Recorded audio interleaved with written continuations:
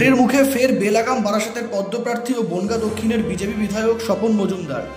এবার রাজ্যের শাসক দল তৃণমূল কংগ্রেসকে কুকুরের সঙ্গে তুলনা করে বিতর্কে জড়ালেন গেরুয়া শিবিরের এই নেতা।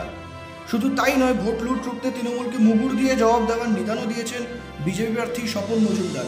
তিনি বলেন, এই লোকসভা জিতবে, ওনার মতন আতাল মাতালের কথা আমরা শুনতে রাজি না। মানুষ এবার সবাই সন্দেশখালীর মতন সামনে এসে তার প্রতিবাদ জানাবে, আর তার সামনে যদি ওনার মতন অপদার্থ কিছু করে তাদেরও যোগ্য জবাব দেবে। জবাব কুকুরকে কি দিতে হয়? মুগুর দিতে হয়, সে মুগুরের জবাব হবে। টিএমসি তো পাগলা কুকুর হয়ে গেছে।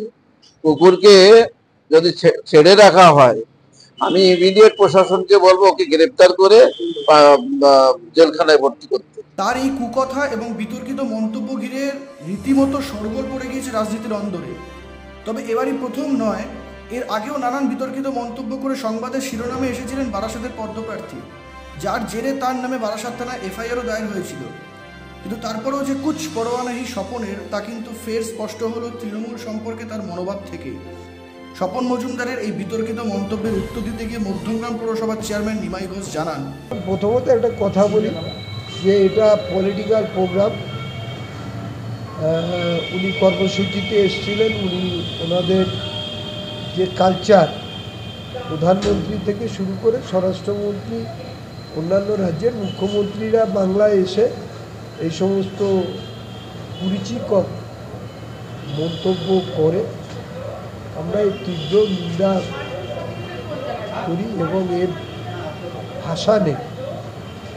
আমার মনে হয় শুভবুদ্ধি উদয় হোক তাদের। সংসদীয় গণতন্ত্রের রাজনীতিতে সকলেরই অধিকার আছে তাদের ভোট চাওয়ার এবং সত্য কথা বলা।